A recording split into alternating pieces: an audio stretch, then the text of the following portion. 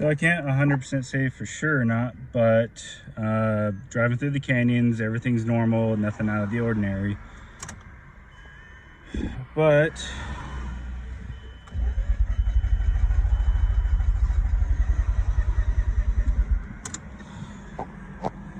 yeah, so driving normally, everything's fine, and then, you know, started getting a flashing misfire. New plugs, freshly installed D585s. The last thing I actually did was the D585s. And I'm hoping that it's just a coil malfunction, but it is also, you know, a R3's with over 161,000 miles on it. So worst case scenario, I guess I'm just gonna install my low mile engine as is. Best case scenario, it's the coils themselves, and I'll just have to swap those out. But this is gonna require a tow because we're not getting out of here. But yeah, this might be the end. Okay, so tonight got a little bit more interesting than I wanted it to, and I'm hoping it's not what I'm thinking it is, but with 161,200 and I have to check the mileage again, but yeah, over 261,000 original mile R3's. I can't expect the world out of it, and from the very beginning, well, this is something I already expected, which I don't really care about. I'm not worried about it, but it's a very strong possibility that it finally let go. So here is the piece of shit. And the very last thing I did with it yesterday, actually, was swap back in these D585 coils.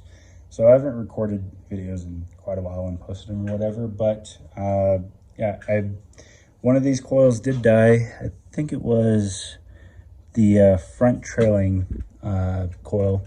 It just died after about 16,000 miles of use.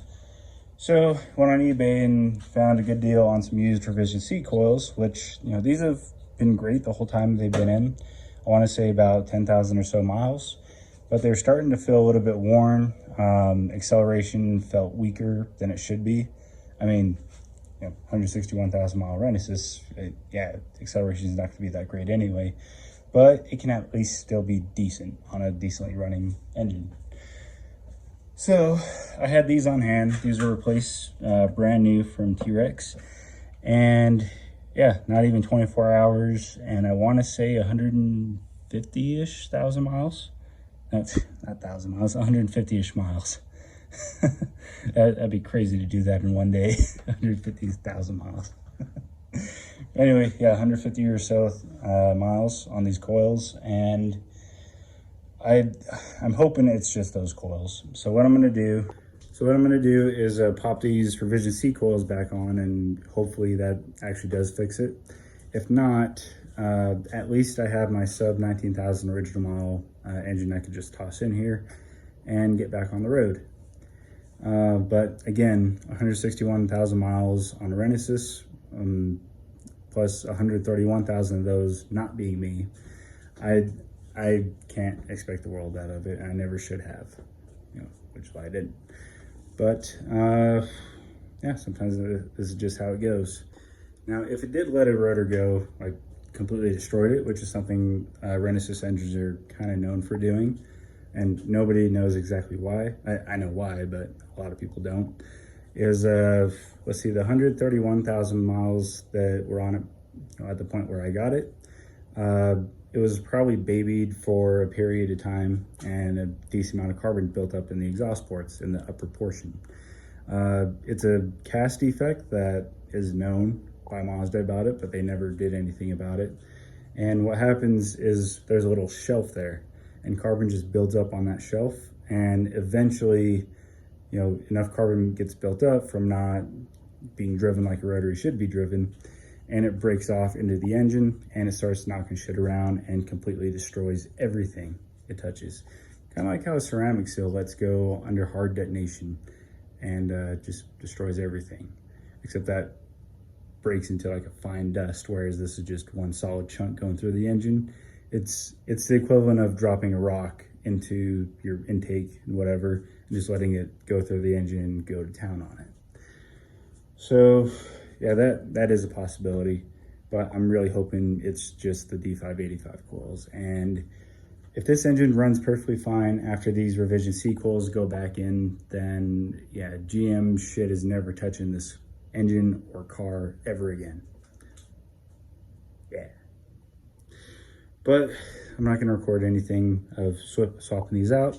When I get to the point where I try to start it again, then we'll just go from there. But till then, see you in a bit. Yeah, so that's done now. And the revision C coils and the other MSD wires are back in now. So we're gonna go ahead and give it another try. Okay, let's hope this works.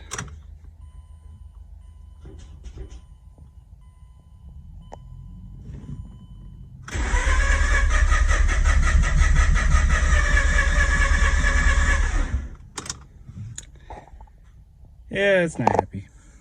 So, yeah, I guess it's time to pop that other motor in. Well, it's not wanting to start, and yeah, I think it's more than likely the motor's done. I do want to do a compression test before I pull this motor, but yeah, I'm pretty sure it's done. So next thing I need to do is clear some space because I got a whole rear end over here and fuel tank and whatever. Okay, so excuse the mess on the workbench and stuff. Stuff's just kind of piled up on here over time, and I need to clean that up. But besides that, over here is all the Renesis rotor, Killer B stuff and whatever. Use some of it for the motor that's in the SA right now, the half-ass motor, which is running great, by the way. I should do a video on that too pretty soon. But over here, of course, you have the counterweights that are perfectly balanced to the Killer B Renesis rotor things.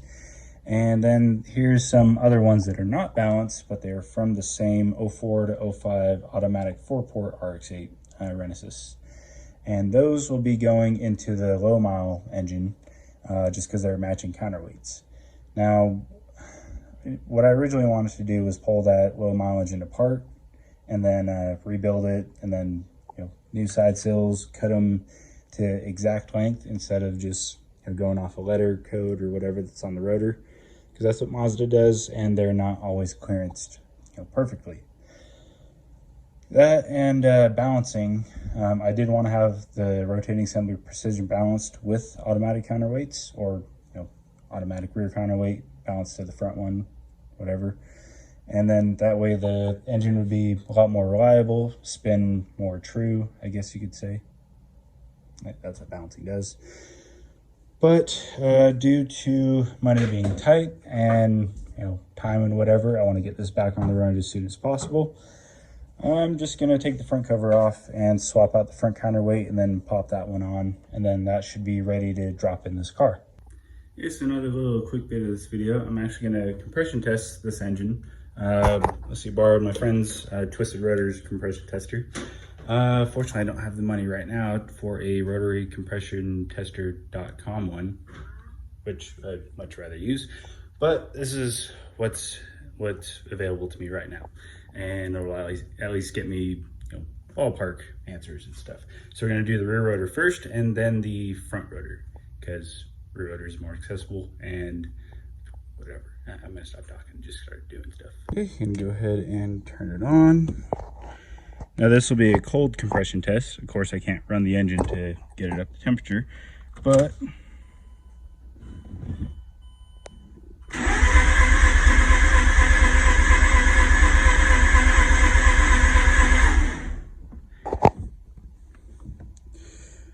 okay, those aren't exactly failing numbers. They're just barely above, I'm gonna get a picture of that real quick. They're just barely above passing. The lowest one is 68. I think Mazda's bare minimum spec, where it's considered failing, is 67. So the rear rotor is okay, and they're fairly even. So we know that the rear is at least okay. So let's do the front. Okay, round 2, rotor 1. See what it does.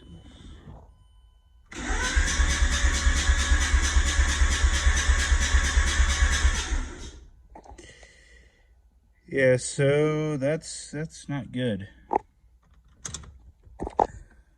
So my guess of what happened is, let's see, in the exhaust ports on one of the sides, see some carbon broke off into the engine and ate up the side seals on that side. So probably looking at a destroyed front rotor and a destroyed either front or center iron.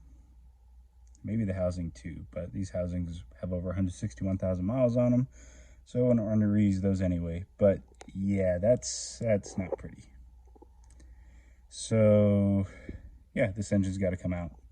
It could potentially run on that, but it is not going to run on that. Who am I kidding? Oh well, had to happen sometime. Okay, so figured might as well test the compression on the half-ass S5 rotor cooler B, just to see where it's at. And also it looks like I'm running really, really rich, so that's got to get fixed. So, get the key in there. What the fuck is this? He's got the fuel everywhere. Shit, I'm sorry.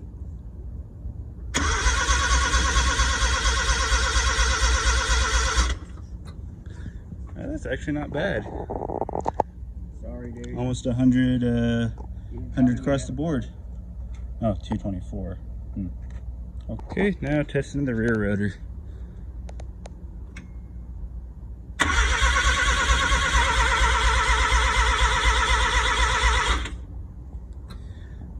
Ooh, one of them went over 100. 98, 98, and 101. High RPM though, but still. Those are pretty solid numbers for a $400 built engine. Not bad.